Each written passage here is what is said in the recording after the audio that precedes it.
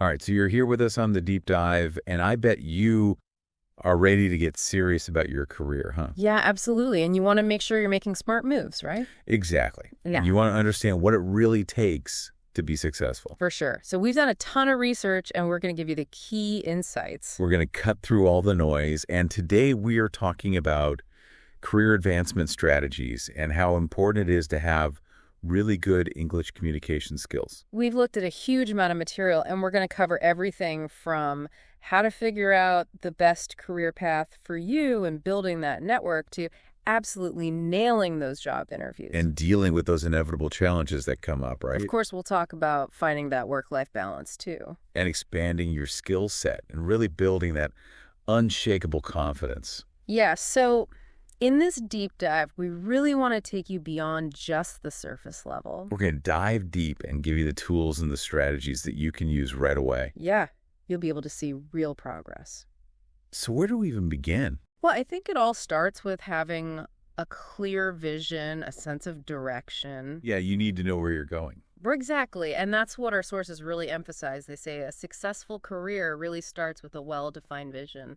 If you don't even know what your goals are, you're just going to be kind of wandering around aimlessly. That's a great way to put it. You really need to do a self-assessment and figure out what you're all about.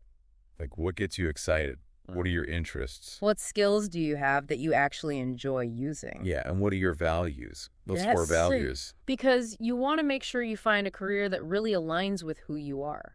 Otherwise, you'll end up feeling unfulfilled. Exactly. So once you have a better sense of yourself and your goals, then you need to start setting some specific goals. Yeah, because goals are like a roadmap.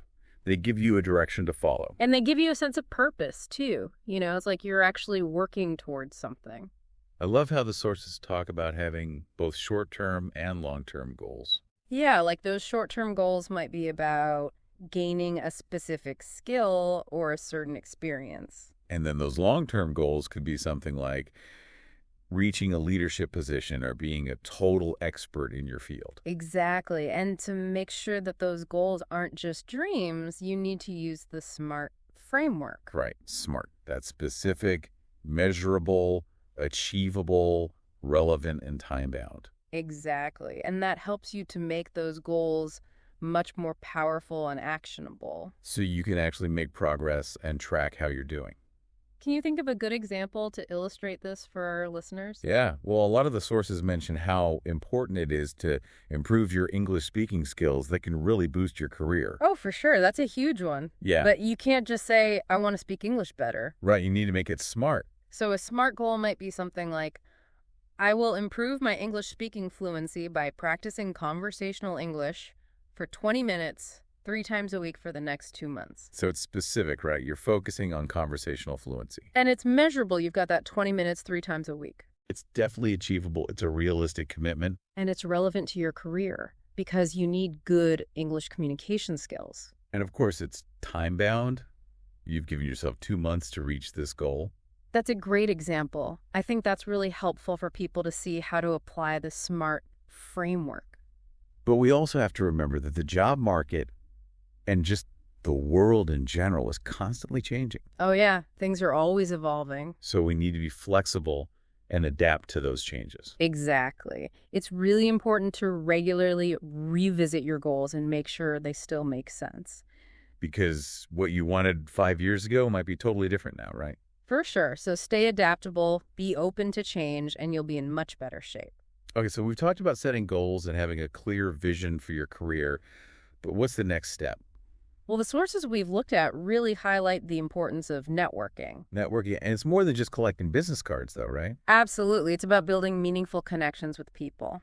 People who can support you, offer advice, and guide you throughout your career. It's all about building those genuine relationships. Because a strong network can open doors to incredible opportunities. And you'll stay up to date on what's happening in your industry. And you can learn so much from the experiences of others. So how do we actually go about building a strong network? I know a lot of people find networking kind of intimidating.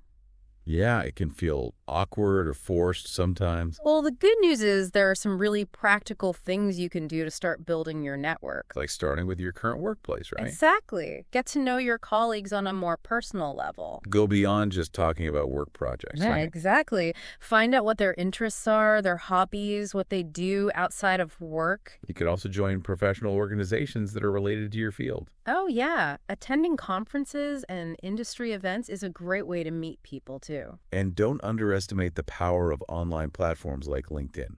LinkedIn is huge for professional networking. You need to have a strong profile that showcases your skills and experience. And make sure you're actively engaging with your network.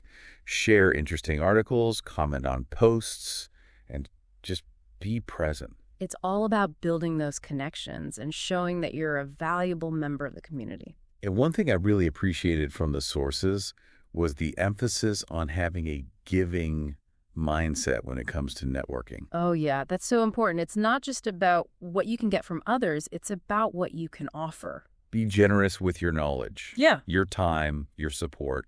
Offer to help people out, connect people who might benefit from knowing each other. Because when you give freely, others are more likely to reciprocate. And that's how you build those strong, lasting relationships. The sources also talk about the importance of having mentors. Yeah, mentors can be incredibly valuable, especially when you're starting out in your career or going through a transition. They can offer you guidance, support, and advice based on their own experiences. But finding a mentor can feel daunting sometimes.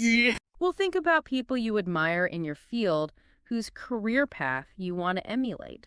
Look for people who are willing to share their knowledge and who seem approachable. You can reach out to them directly or ask for an introduction from someone you know. And don't be afraid to ask for mentorship. Yeah. It's flattering for the other person. Yeah. And it can be incredibly beneficial for you. Now, shifting gears a bit, let's talk about something that's absolutely crucial for career success: communication skills. Yeah, our sources really emphasize how important it is to be able to communicate your ideas clearly and effectively. Because if you can't communicate well, people might not understand your vision or your ideas. And that can hold you back in so many ways. The foundation of good communication is active listening. Active listening.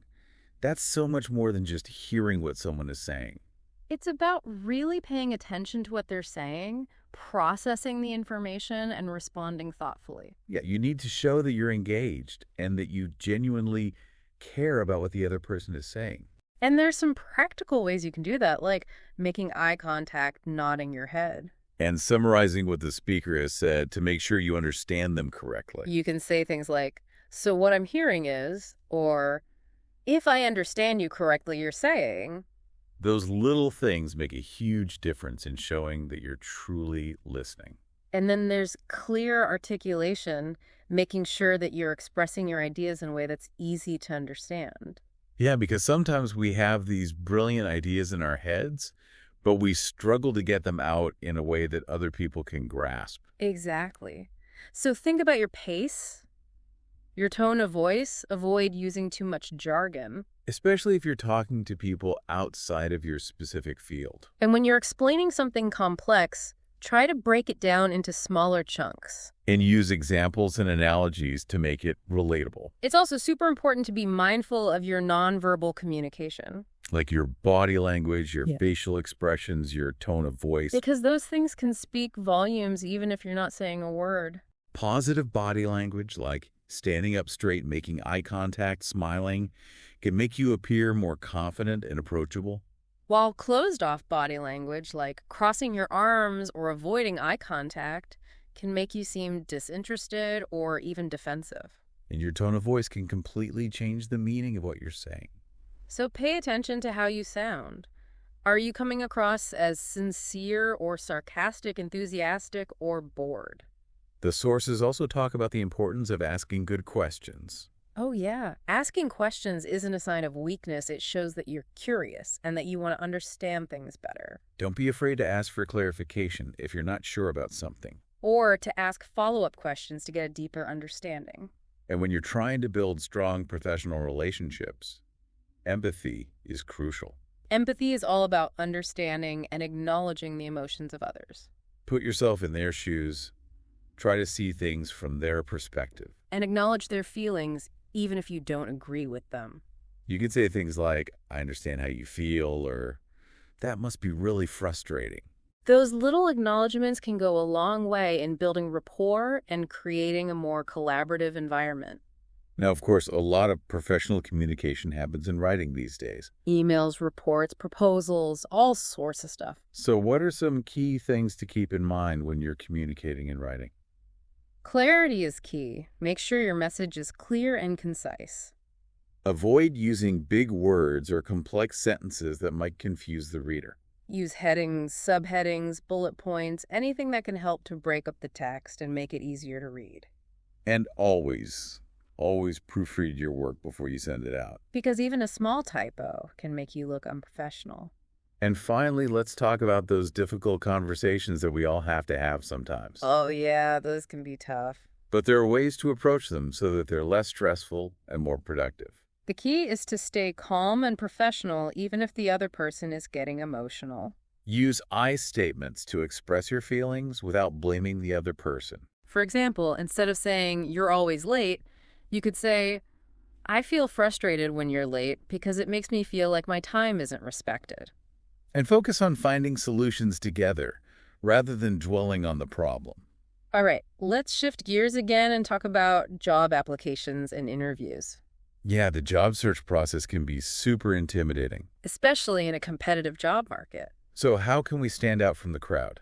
One of the most important things is to tailor your resume and cover letter to each specific job you're applying for. Yeah, don't just send out the same generic application to 100 different companies. Take the time to really read the job description and highlight the skills and experiences that are most relevant to that particular role. Because hiring managers can spot a generic application a mile away.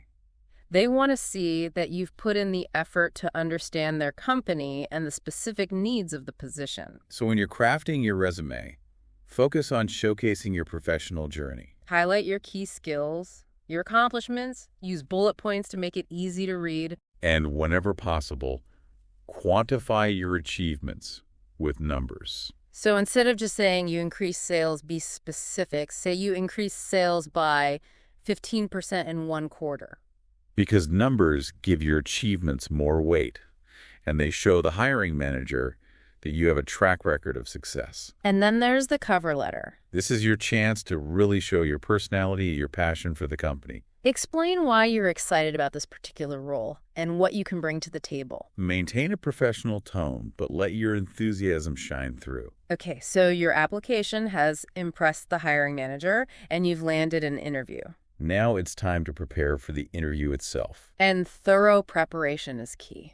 You need to research the company inside and out. Their mission, their values, their products, their competitors. Read their website, their social media, their recent news articles. The more you know about the company, the better equipped you'll be to answer those tough questions. And you'll be able to demonstrate your genuine interest in the company. Another important part of preparation is practicing your answers to common interview questions. Like, tell me about yourself.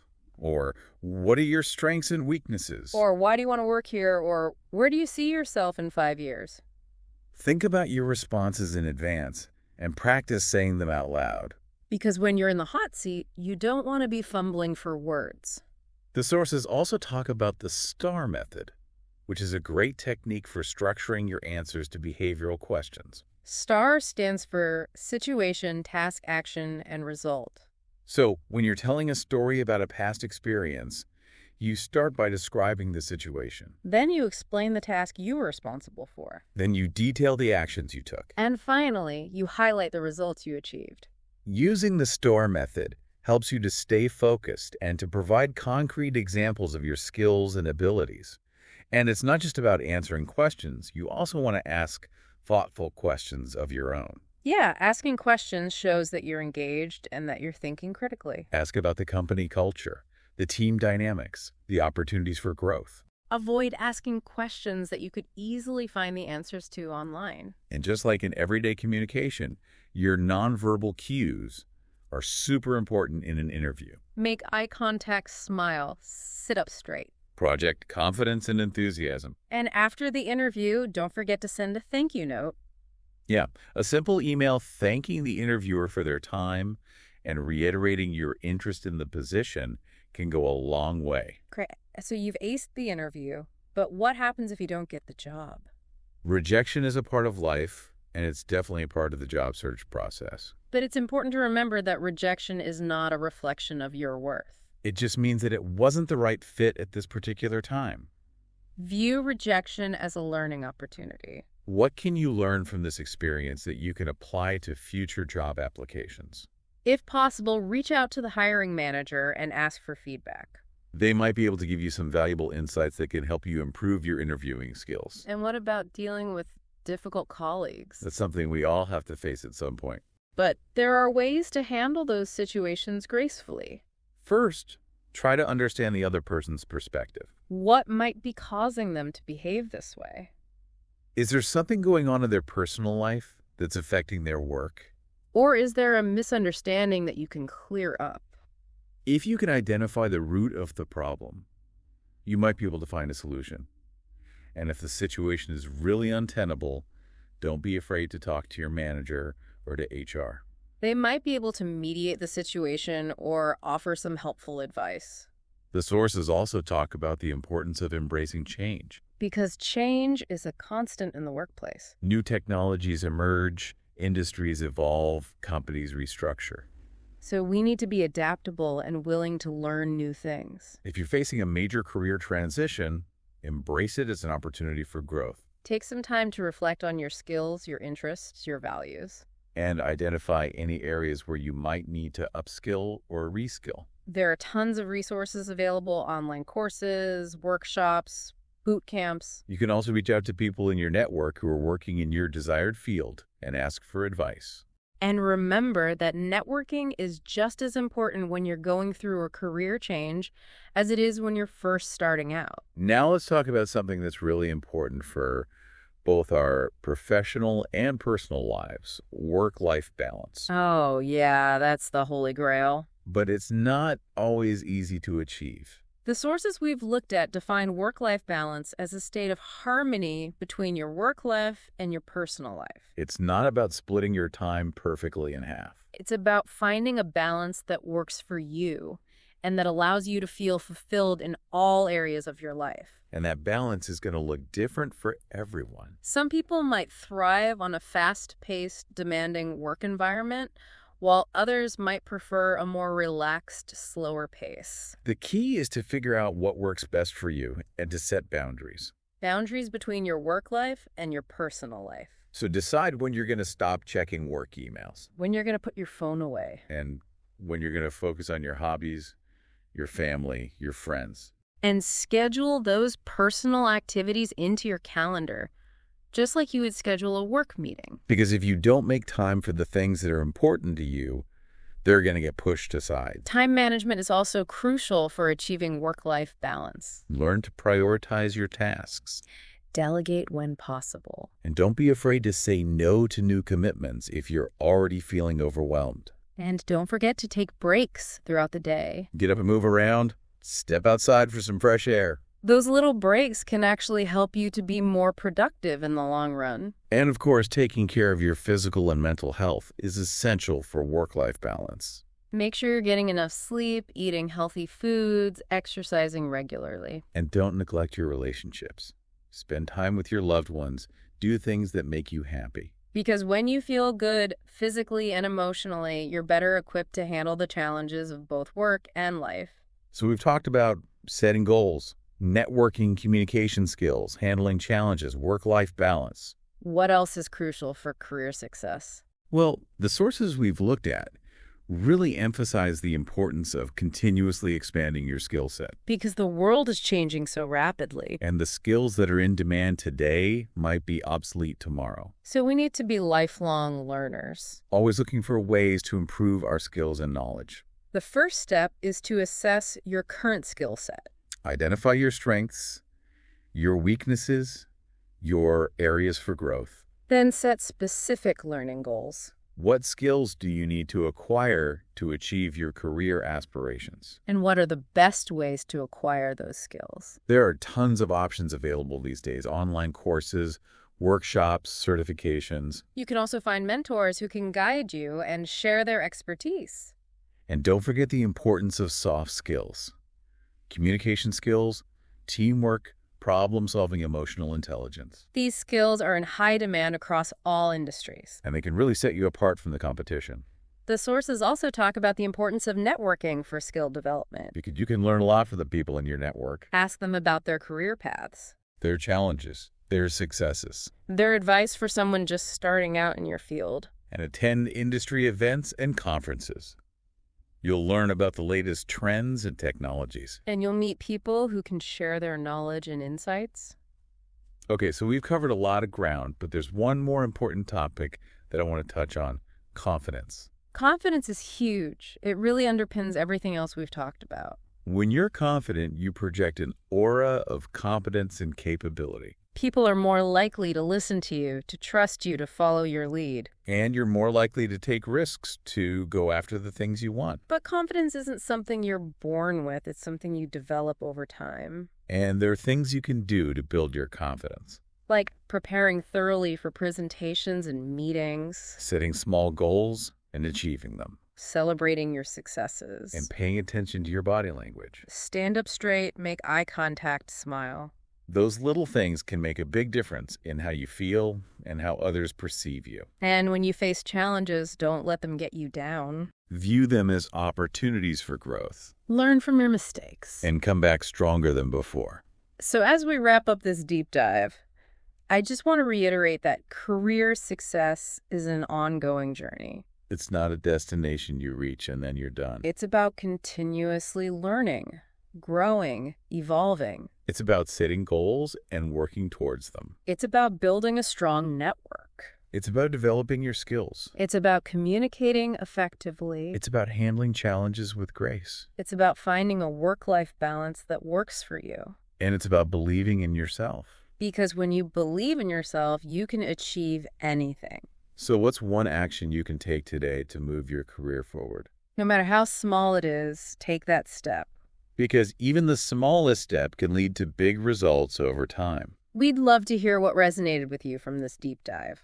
Share your thoughts, your challenges, your successes in the comments below. And if you found this deep dive valuable, please like and subscribe to our channel. And share with your friends and colleagues who might benefit from it.